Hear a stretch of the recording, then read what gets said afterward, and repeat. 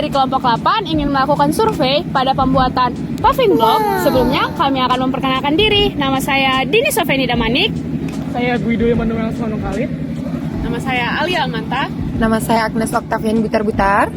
Nama saya Samuel Joshua Sembiring. Saya Febrianto Simamora. Oke, selamat menyaksikan. Halo guys, kalian tahu nggak kalau di Kota Baru itu ada pembuatan paving block namanya UD Suwai Umpu Jaya. Kalian penasaran nggak cara buatnya? Yuk ikutin. Di sini kami sudah bersama dengan pemilik usaha. Di sini kami ingin menyampaikan niat kami, Pak. Kami ingin melakukan wawancara untuk bertanya dan sekaligus belajar tentang usaha yang Bapak miliki untuk dapat ilmu dan penerapannya nanti, Pak. Mungkin dari Bapaknya sendiri bisa memperkenalkan diri. Baiklah, saya ucapkan terima kasih atas kunjungan dan kepercayaan adik-adik untuk mempelajari atau mewawancara saya tentang usaha saya yang sederhana ini.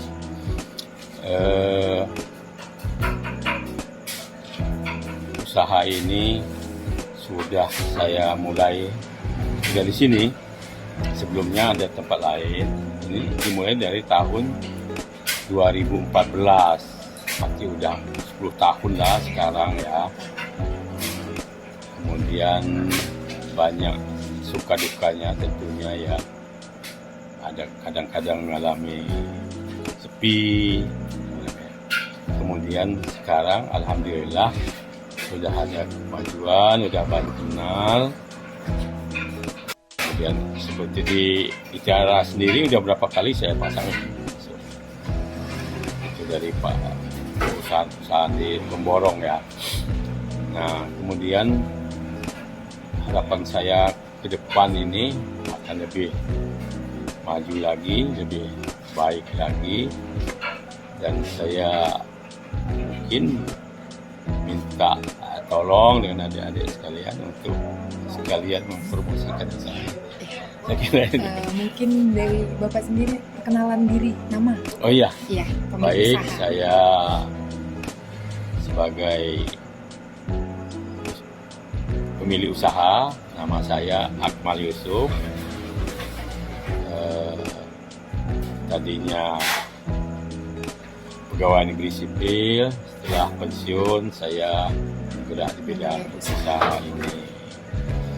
Kemudian saya punya putra 4, 2 laki-laki, 2 perempuan, dan 2 sudah berkeluarga, 2 belum, dan sudah menyelesaikan pendidikan semua di perguruan tinggi. Dan 1 sudah pegawai negeri sipil, 1 lagi sedang bulan April ini dia aktif lagi kerja. Saya kira itu, lebih kurang mohon maaf. Terima kasih. Assalamualaikum warahmatullahi wabarakatuh. Mungkin saya mulai bertanya ya Pak. Boleh. Pertama, usaha yang sedang Bapak jalankan itu apa ya, kalau boleh tahu Pak? Yang sekarang, Iya. apa saja? Iya. Yang perusahaan saya ini adalah bergerak di bidang terutama paving block. Di samping itu ada kanstin, yaitu batako dan gorong-gorong. Itu aja. Oh, jadi di sini itu produksi langsung ya Pak ya? Iya, produksi langsung. Kalau boleh tahu Bapak dapat inspirasi membuka usaha ini tuh dari mana ya Pak ya? Sebenarnya begini, usaha ini terpikir karena saya ini kan pegawai negeri tadinya.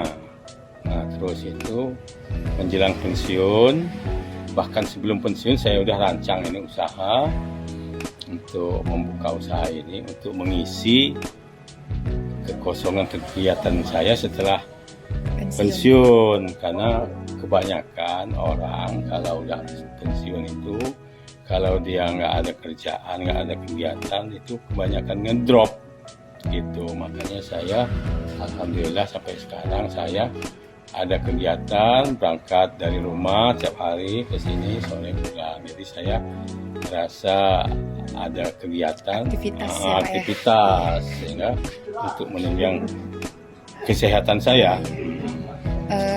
Tadi kan bapaknya bilang kan bapak PNS gitu, dan mulai kepikiran ini menjelang pensiun nih Pak. Iya. Jadi bapak itu kalau boleh tahu belajarnya dari mana gitu?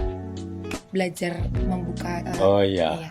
produksi Jadi ini. sebetulnya pertama saya buka usaha ini di BKP, Bukit Kemiling Permai ya. Saya buat batako dulu itu. Pas mau buat perumahan itu saya buat batako. Terus itu kegiatan situ udah habis, saya berpikir lagi ini nggak boleh berhenti kan, makanya saya berpikir ada peluang untuk buka usaha paving block. Nah itu kemudian belajar sama siapa gitu ya, otodidak.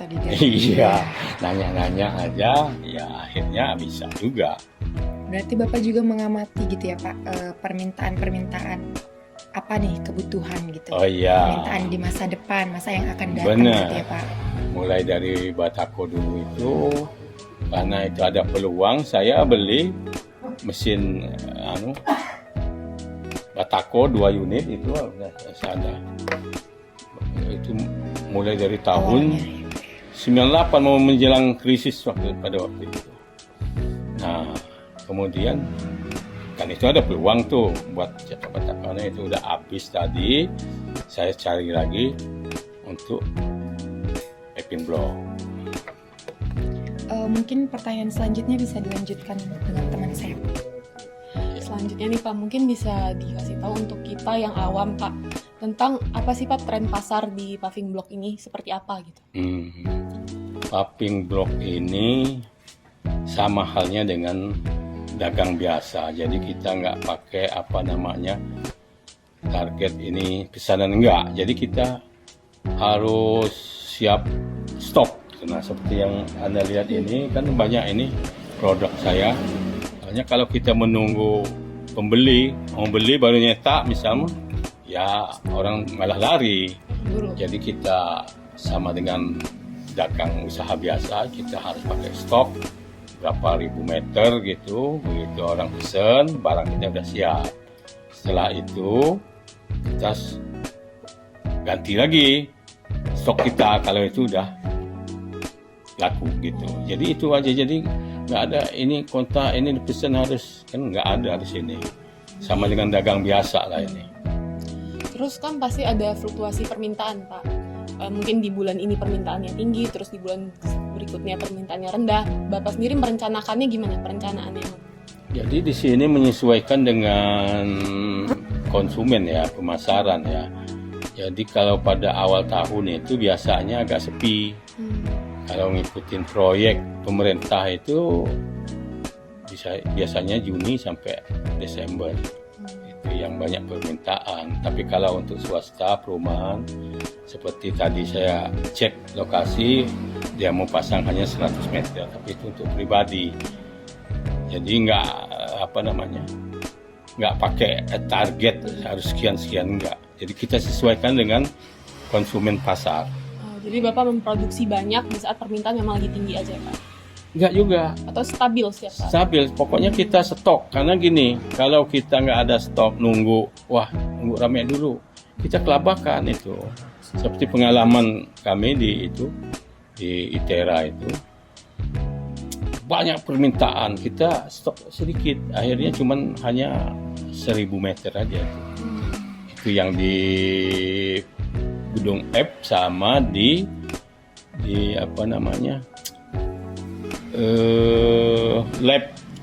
lab B itu ya namanya. Itu saya yang masang itu. Iya. Kalau Bapak menganalisis pesaingnya gimana Pak? Pesaingnya gini, memang kita harus pertama produk kita yang harus lebih bagus. Jangan sampai, karena pengalaman saya begini. Sekarang saya nggak nyetak lagi manual yang gebuk itu kan. Itu contohnya yang di depan itu yang jelek itu kan manual tuh. Jadi sekarang ini saya walaupun kualitasnya manual, tetapi pakai cetakan seperti ini. Ini sebetulnya kualitasnya di atas sedikit daripada manual, tetapi dia kan lebih rapi. Kalau kalian lihat di depan itu jauh bedanya dengan ini lebih rapi, tapi kualitasnya di atas sedikit. Jadi untuk konsumen kelihatannya sekarang orang cenderung ke sini. Kalau orang lagi nanya, Pak ada taping manual nggak ada, tetapi ini kualitas di atas manual sendiri dan harganya nggak jauh beda gitu. Itu untuk memancing orang.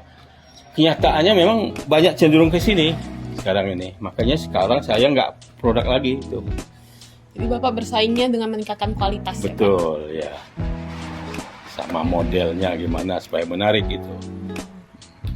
Baik, mungkin selanjutnya. Oke Pak, mungkin tadi udah pertanyaan tentang permintaan pasar ya Pak. Jadi kami juga ingin bertanya Pak tentang yang orang Bapak produksi tuh dalam sehari itu bisa ditargetin berapa gitu Pak kira-kira? Iya.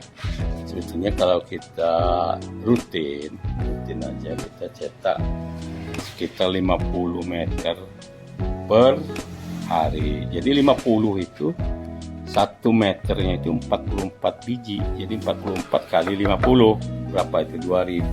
2.200 meter, 2.200 buah. 1 unit mesin. Sekarang ini 1 unit aja. Kalau banyak permintaan, 2 mesin ini kita fungsikan semua. Kalau pembuatan dalam 1 meter tadi ya Pak, itu berapa lama Pak kira-kira? Memang 1 harian atau? 1 hari itu dapat 50 meter. 1 mesin, 1 unit. 1 mesin gitu ya Pak ya? Kalau untuk langkah-langkah gitu Pak yang orang Bapak rencanakan supaya kapasitas produksinya itu tercapai gitu Pak, itu gimana Pak? Sebenarnya gini, untuk mencapai kapasitas yang dibutuhkan ya, Iya. kita sesuaikan dengan ini sebenarnya pasar permintaan.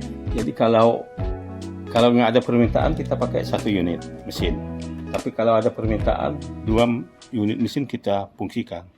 Iya, kita gerakan. Iya. Berarti semuanya tergantung permintaan pasar Benar. gitu ya Pak ya? Iya. Tapi kalau belum ada permintaan, lagi santai aja, kita hanya untuk stok. Jadi 1 unit aja yang kita ini fungsikan. Kalau misalnya untuk stok itu Pak biasanya buat berapa gitu Pak? Untuk stoknya sendiri?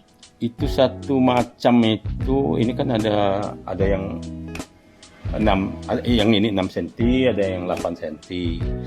Itu rata-rata 1000 meter kita stok itu. Oke, terima kasih. Mungkin selanjutnya bisa dilanjutkan dengan teman saya. Selanjutnya kita akan menanyakan terkait tentang biaya. Untuk biaya sendiri, kira-kira apa aja sih Pak komponen yang mempengaruhi tentang harga jual, seperti harga bahan baku dan harga untuk tenaga kerjanya? Rinciannya bagaimana? Iya. Mungkin garis besar Iya. Pak ya. Kayak bahan bakunya ini Oh, kadang iya. di bulan segini tuh naik gitu. Jadi gini, bahan bakunya ini hanya 2 macam aja itu. Pasir, kemudian screening namanya. Ya, screening yang ada yang tertumpuk itu. Hanya itu 2 macam itu aja itunya, bahan bakunya. Tapi kalau untuk operasional mesinnya ya kita nggak pakai genset lagi, sekarang udah kita pakai listrik langsung. Jadi nggak perlu beli solar lagi, itu yang peningkatannya sekarang. Kalau dulu itu setiap hari kita beli solar dan kosnya lebih mahal, tapi kalau listrik ini lebih hemat gitu. Kemudian untuk rincian naik turun harga itu nggak seberapa itu. Sesuai dengan inilah harga-harga barang pasar. Seperti contoh misalnya kalau BBM naik otomatis pasirnya juga naik. Oh iya lupa tadi semen juga, kalau nggak ada semen nggak jadi.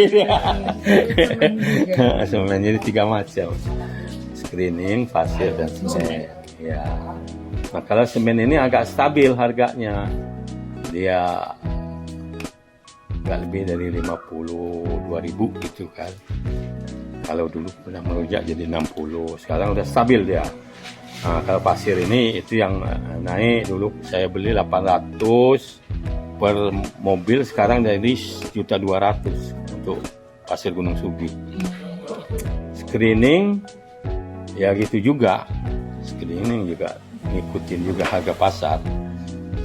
Jadi harganya ini untuk kita jual paving ini cukup stabil. Cuma pada waktu naik BBM dulu itu semua naik, paksa kita. Biasanya saya jual manual itu 65.000 jadi 70.000 semeter sekarang.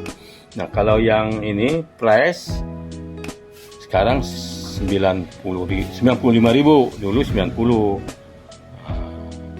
Kalau yang 8 cm itu 115, kalau dulu 110. Itu aja perubahannya. Oke.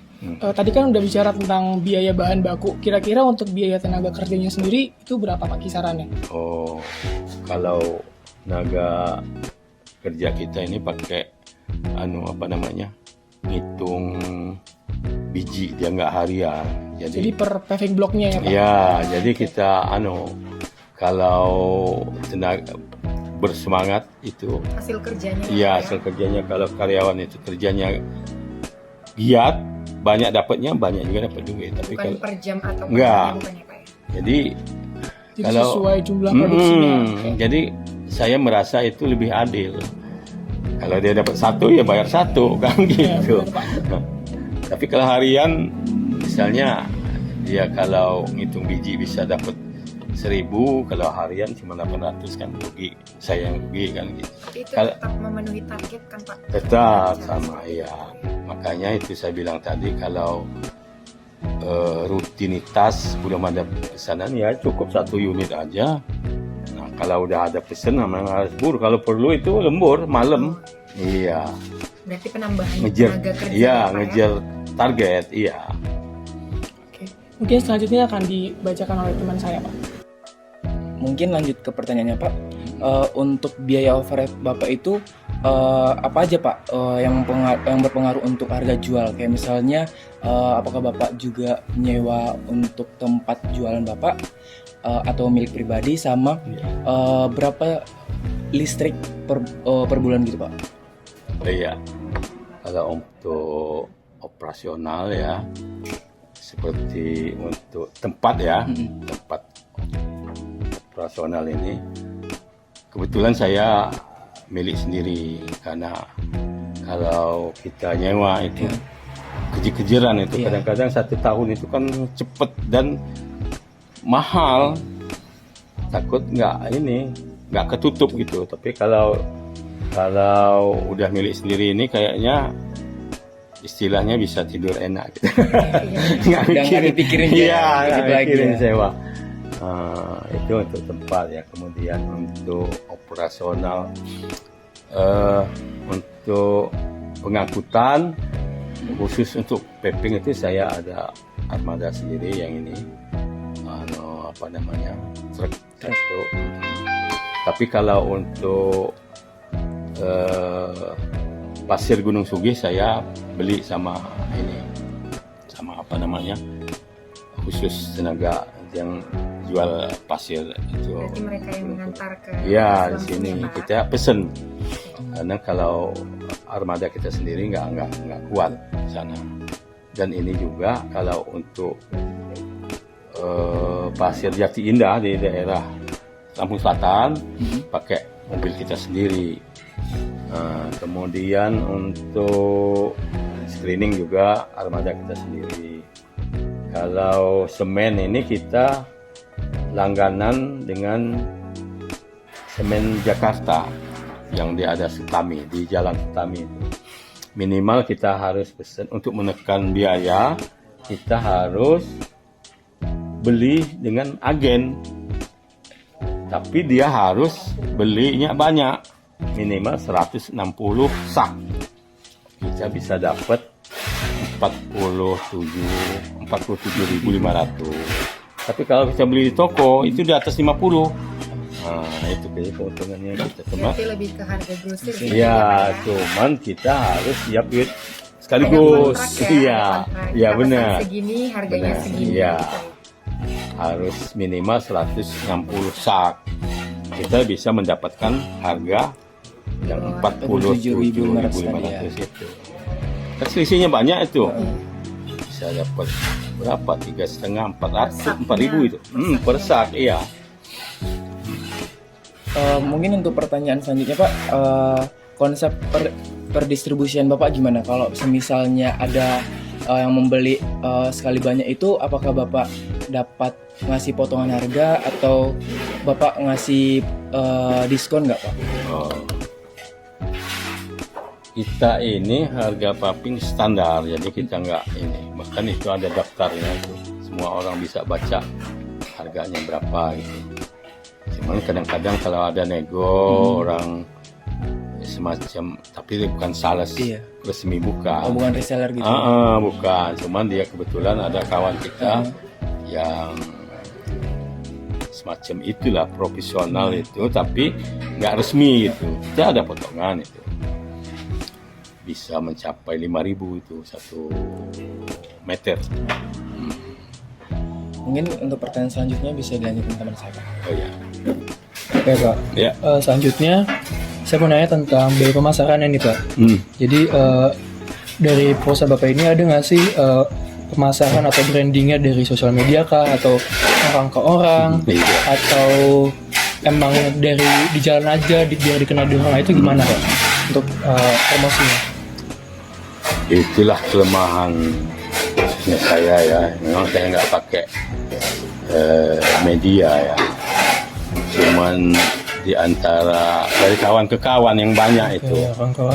Kemudian yang udah kenal, dia kembali lagi pesen.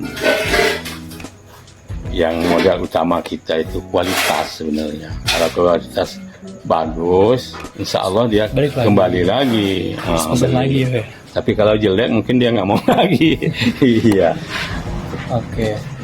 Selanjutnya Pak, ada nggak sih biaya administrasinya kayak pajak atau izin usaha dari usaha Bapak ini? Kalau izin usaha saya ini karena usaha kecil ya, kita baru izin dari lurah kepala kampung ya. Kemudian untuk pajaknya itu, kalau dia urusannya dengan pemerintah pemborong ya, itu yang membayar. Pemborong beli ya, nanti udah dihitungnya pajak. Kita hanya termasuk ya? jual ininya aja, murni aja. Asli nanti biasanya pemborong itu kan begitu. Ada biaya pajaknya, udah dihitung dia dari harga kita itu dinaikkan. Itu. Tapi kita nggak perlu tahu itu. Bahwa itu Berarti pihak mereka ya, Iya. pajak ya Pak ya. tapi pada waktu saya dulu aktif, waktu itu saya masih usaha percetakan ya, itu dikasih kopelan itunya, pajaknya, untuk saya laporan bulanan karena saya masuk di ada NPWP. Kalau ini kan enggak, itu ada kebebasan saya nggak buat laporan bulanan atau tahunan. SPT itu kan semuanya itu ditekel oleh pemborong, bukan berarti nggak bayar pajak. Tapi dilimpahkan ke pajak. Iya, karena dia pertanggungjawaban dia nggak diterima kalau dia nggak nyantumkan bayar pajak. Mungkin sekian wawancara kita kali ini ya Pak. Iya. Kami mengucapkan banyak terima kasih atas kesempatan yang telah Bapak berikan. Banyak ilmu yang kami dapat, banyak juga tentang berbagi pengalaman. Semoga usahanya makin lancar, Amin. makin banyak yang mengenalnya gitu. Terima kasih Pak.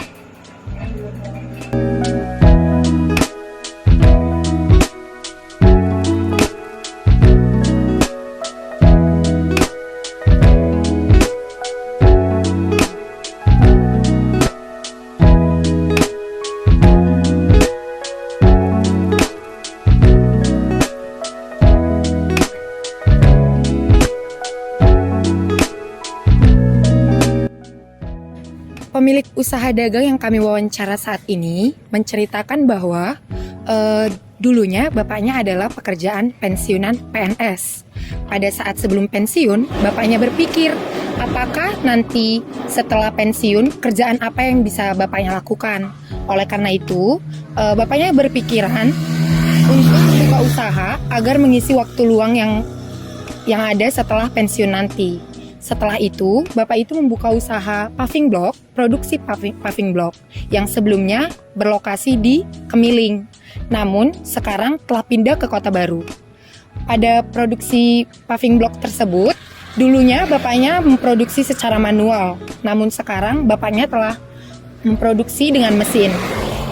Dari bapak tersebut, banyak yang mempengaruhi harga jual. Salah satunya adalah biaya bahan baku, biaya tenaga kerja, biaya overhead, dan lain-lain. Dulunya bapaknya menggunakan solar untuk menghidupkan mesin, namun sekarang bapaknya menggunakan listrik yang diketahui lebih mudah dan lebih murah. Usaha dagang memproduksi paving block jika terdapat permintaan. Namun jika tidak terdapat permintaan, paving block akan diproduksi dengan satu mesin saja agar tersedia stok untuk di kemudian hari. Dan juga ketika pesanan melonjak, tenaga kerja akan ditambah untuk menyelesaikan pekerjaan yang diperlukan. Sekian yang dapat kami sampaikan. Terima kasih.